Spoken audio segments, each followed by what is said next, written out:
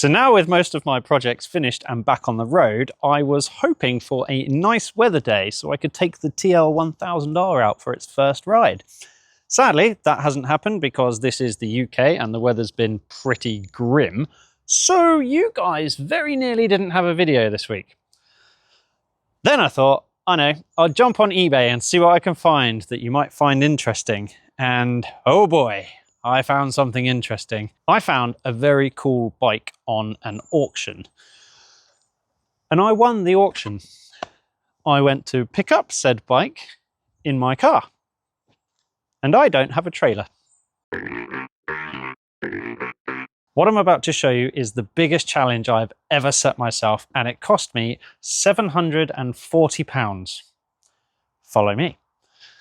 This is a 1998 Yamaha R1. And I need to put it back together. It's just, why did I buy this? Okay, right. I'm going to unload it from the car and we'll see what we've got. Tank, front upper fairing and headlight. It's like the generation game. Radiator and exhaust manifold.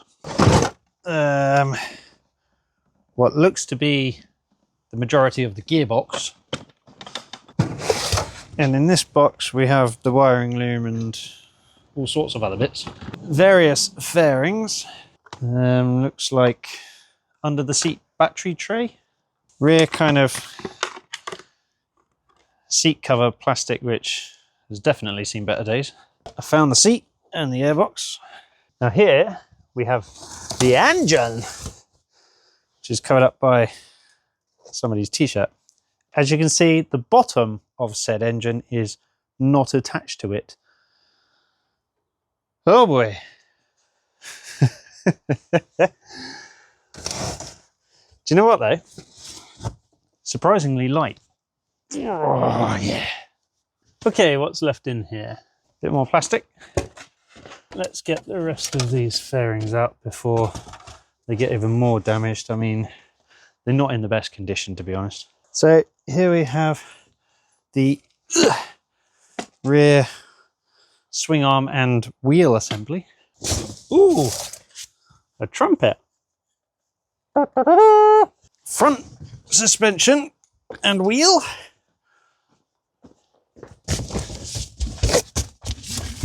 A few more bits and pieces, including the front mudguard, a Yamaha R1 frame, which, as you can see, is quite light.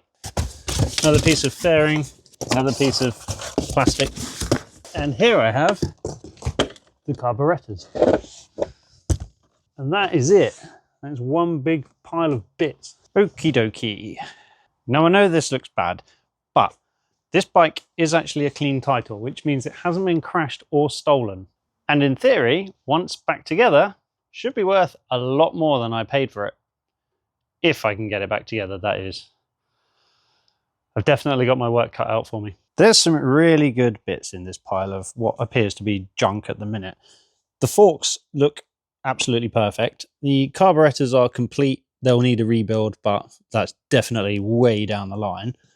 Everything else looks okay. The fairings there's a few cracks and scratches and stuff, but nothing that writes them off. The rear wheel looks pretty nice as well. The rear brake, I think, is in that box over there, possibly. The tank, let's have a look at that, because I really don't enjoy restoring tanks. Let's have a look. Ooh, do you know what? Doesn't look too bad. Yeah, I've seen worse. Now, there is a bit of petrol in the bottom of there, which also suggests that it's not leaking. It doesn't look super rusty in there. I mean, there's a little bit of surface corrosion, but there's going to be. I'll give it a swish out, but it looks like the tank is okay. There's a bit of a dent in it, but I was expecting that. If you wanted to see the engine, that's the inside of it. There's a lot been taken off. I am going to have to get the service manual to figure out how this actually goes back together, but that's for another day. So the reason this was all taken apart is actually a little bit unknown. Now, the guy I bought it from went to see a blue Yamaha R1. And whilst he was there buying that one, the guys were like, oh, we've got another one in yellow if you'd be interested. And this is what was presented to him. He bought it in the state that it's in right now. However, the engine was assembled. He had the engine disassembled, well, the gearbox side of things, only to find that the gears were mashed up. And he never carried on with the project, sadly. He ran out of time, and it just wasn't for him, I guess. It's worth mentioning that he bought it like this more than 4 years ago, which means I have absolutely no idea when it was taken apart. All I can tell you is that the tyres are dated from 2014, which means they're over 10 years old and will need replacing, because I'd imagine they've been sat flat for many years. And also, I have absolutely no idea how this has been stored. If it's been stored in damp, wet conditions, then a lot of it's not going to be much good. The MOT was last done in June of 2019, and interestingly enough, expired in December 2020. Now, if you remember, there was a little thing called COVID, and MOTs were given a 6-month extension. I think maybe somebody during COVID thought, I'm going to disassemble this bike and restore it back to as new condition. Perhaps once it was taken apart, they got bored or went back to work. Who knows? So I now have it. And hopefully I'll be able to do something with it and get it back together. There seems to be 99% of it here. He did tell me that there's a couple of engine bolts missing, maybe. And also the key that is in the ignition doesn't seem to turn. So that's obviously not the right key. So I'll have to get a lock set for it at some point.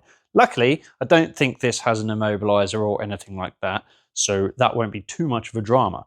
This is a 1998 R1, so it is a launch year model. And if you have a look online, yes, I know it's not the original colors or the original paint. There aren't actually any yellow R1s from 1998 on the road.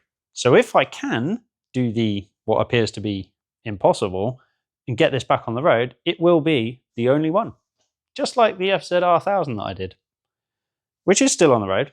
MOT's due on that, actually. Wow, that was nearly a year ago. How about that? Time flies. I'll go through everything properly in another video. I just wanted to introduce it to you and show you exactly what crazy mayhem I've been up to.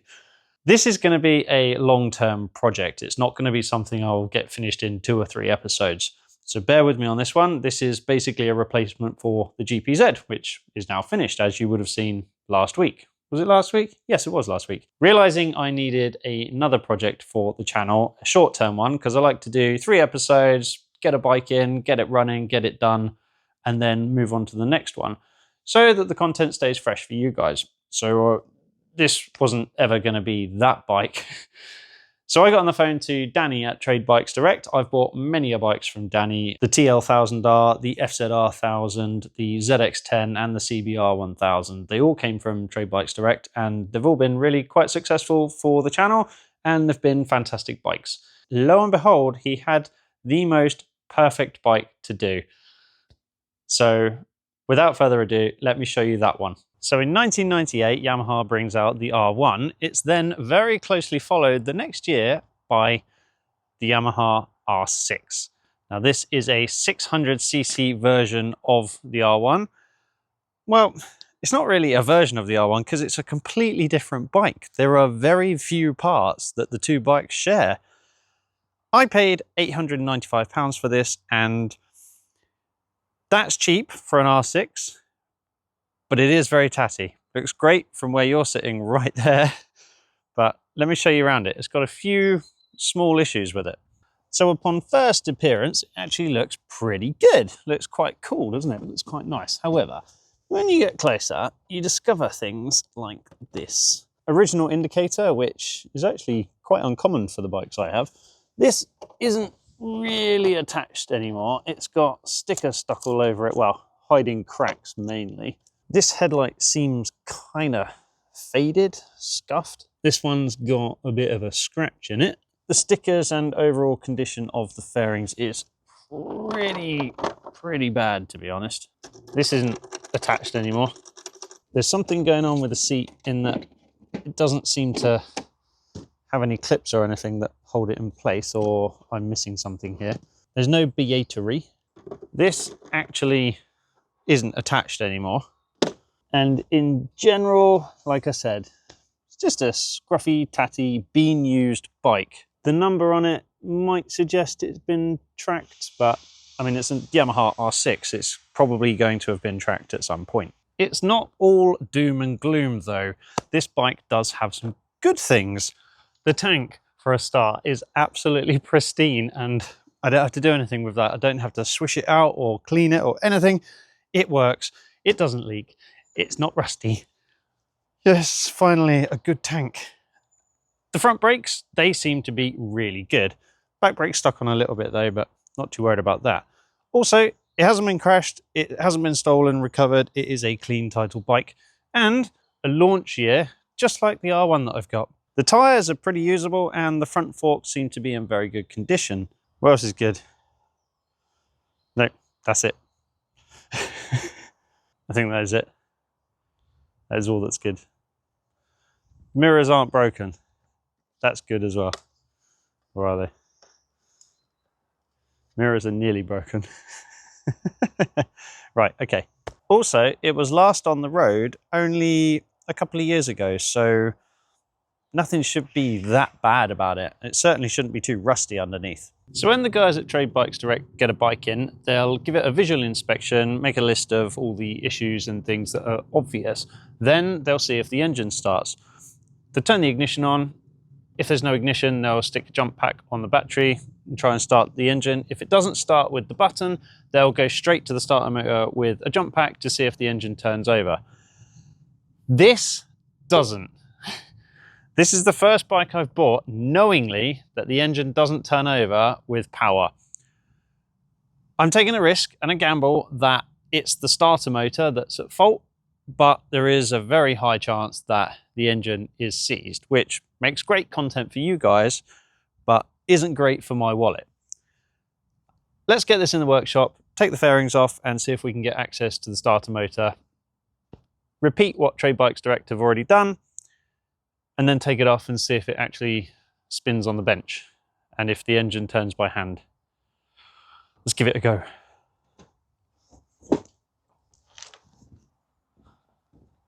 Oop. Stop, my little following me machine. Stop.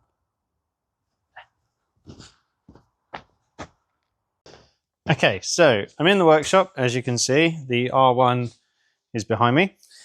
And I had an idea. If I put this into a high gear, see if I can get it into 5th or 6th, then I can see if I can manually rotate the wheel, and that would tell us if the engine's seized or not. So it'd also tell us if the gearbox is kind of working.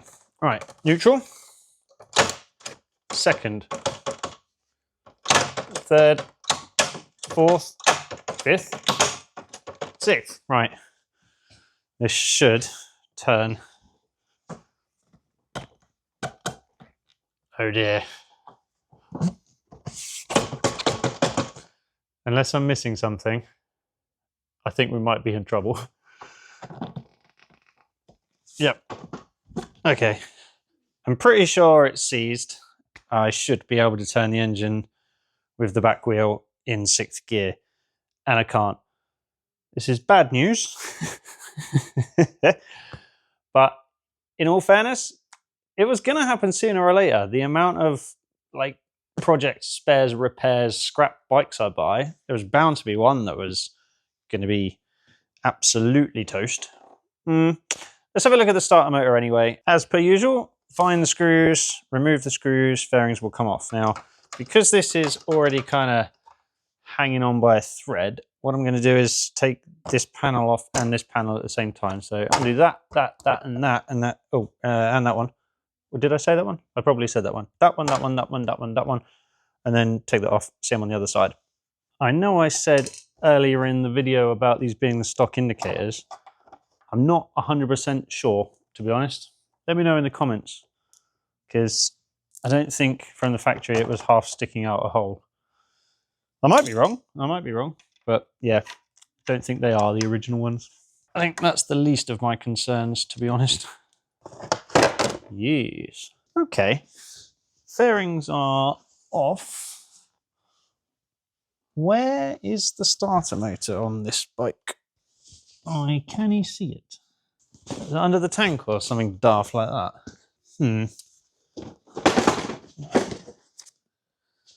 It's not under there. Okay, I'm going to have to lift the tank up, I think, to see if it's accessible from the top. So take the bolt out that is missing a nut anyway. Those two screws should come off. Da da da da da. I don't think that's the original screw. I got a feeling this bike is going to be a nightmare. And I still can't see the starter motor. Am I being dumb?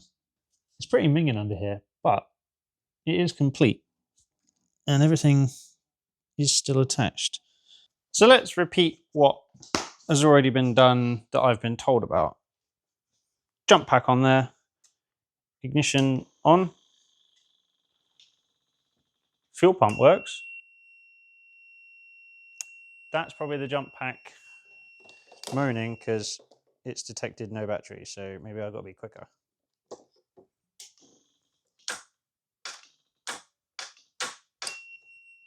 Right, so we just get a click. So I need to take that off and test it on the bench. Okay. And this, ladies and gentlemen, is where I spill fuel everywhere, because that's how I roll. With the fuel gauge sender unit disconnected and the drain pipes, I can now pull off the... I've turned the petcock to off, hoping that works. Now I'm just trying to pull the petrol hose off. Ooh! I didn't throw petrol everywhere. Yet. Let's stand that up like that. Yes. Let's just pop it down there for now. Up against the R1 wheel. No, I'm going to find somewhere safer to put this. I don't want it to fall over. Right. Oh yeah, I was going to... Well, I didn't consult the manual yet. I consulted Google. And Google said, take the tank off, take the fairings off, and you might have to take the airbox off. Stop this nonsense, Ashley. Look in the service book. I have some answers, and I found the starter motor. It is down there behind the coolant reservoir tank thing. I need to take the airbox off to get to it. So, I told you I get petrol everywhere. So I'm going to take the airbox off and then see where we're at, because yeah, it is right down there. Okay, just a few bolts and then that'll be off. I don't think on this occasion trade bikes have actually gone ahead and put power straight to the starter, but they would have bridged the connection on the solenoids. So I'm taking a lot of these screws out for the first time. So there's 4 clamps connecting them to each one of the carburetors, and then you've got 2 at the front connecting them to the air lines. And once everything's undone, it should come off relatively painlessly. Now there is also some sort of tube there. Tube!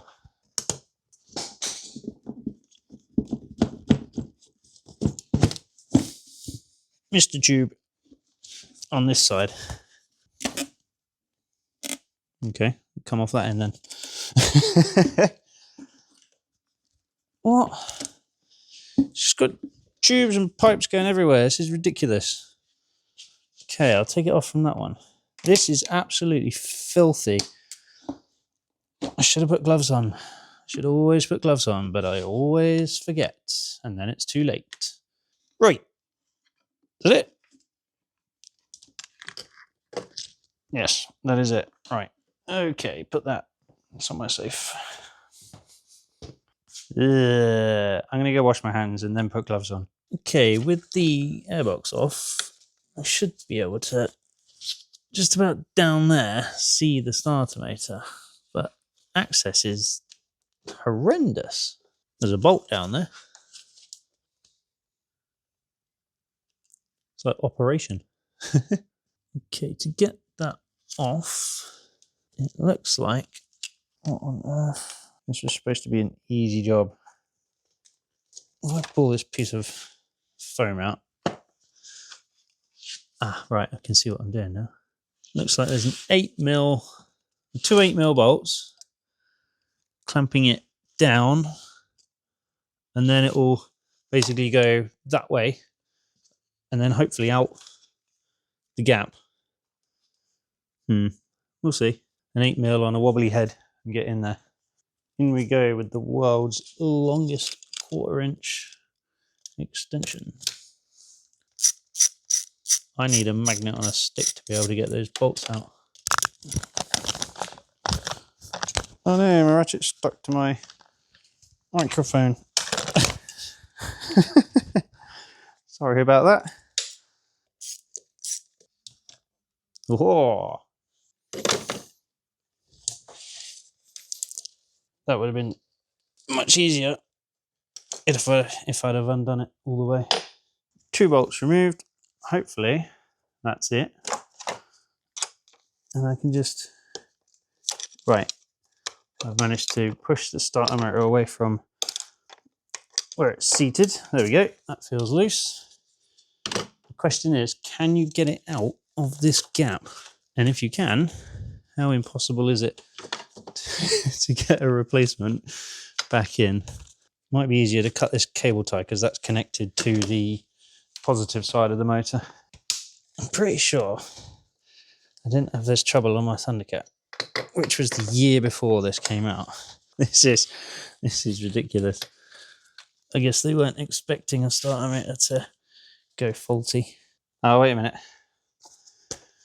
Maybe it's supposed to come out the side of the engine. So I just need to take this expansion tank off. Do you know what? I might as well disconnect the hoses and move this out of the way completely. Now you can see the starter motor in this hole. And I think maybe, will it come out this gap? Probably not. But what we can do is see if the starter motor spins when I try and turn the bike over with the key and the button. If it does, we've got a seized engine. If it doesn't, we may just have a faulty starter, although we're pretty sure it's seized because I couldn't turn it in gear. Okay, ready? Ignition on. Ooh. Starter motor didn't turn. And the solenoid valve kind of clicked and nothing happened. I just realized that's not going to work, is it? Because this needs to be grounded properly. Will that do?